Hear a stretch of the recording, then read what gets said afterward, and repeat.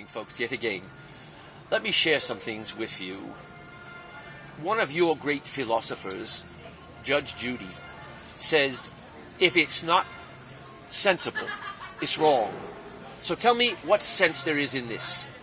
Why would anyone spend 3 fortunes to buy a fleet of ships, yet another fortune to hire the bravest sailors on the earth to man these ships, leave the port of safety of Genoa Harbor, sail along the coast of Africa under the Cape of Good Hope, the world's worst storm areas, into the Bay of Bengal, the world's worst pirate areas, at the cost of 1 year's journey one way, to fill the holds of these ships yet with all of these materials at the cost of another 3 fortunes, turn the ship around, go back through the pirates, go back underneath the storms, and come to the safety of the port of Genoa yet again, where you must sit at anchor for 40 days before you could even consider offloading your cargo, to change the flavor of your food.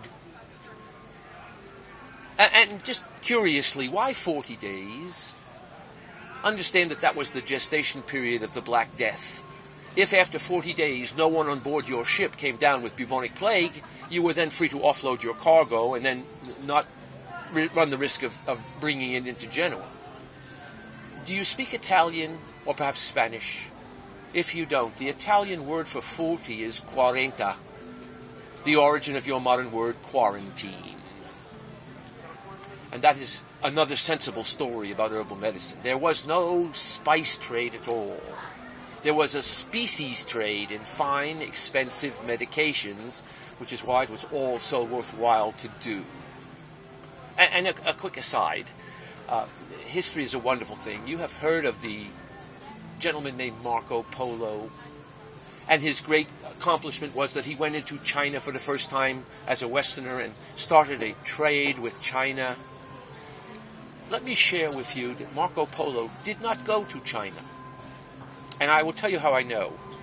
If you were a brand new traveler to the country of China, had never heard of its customs or any of its culture, you went for the first time, and you wrote a letter home, what 2 things would you mention about the Chinese that no one would have ever known and were the 2 most striking things you would have noticed? Think about that for a bit. They would be chopsticks and tea. And I will share with you that none of Marco Polo's writings ever mention chopsticks or tea. What Marco Polo did was sit out in the Arab lands, waited for the Arab traders who had traded with the Chinese to bring back goods and stories of China, which he then appropriated for himself as his own literature and wrote his stories about his trip to China. And thus it is with the world. The great historian Alfred Toynbee said, the only thing new under the sun is the history you don't know. And Napoleon Bonaparte said, history is a lie agreed upon. Thank you for your courtesy and your patience.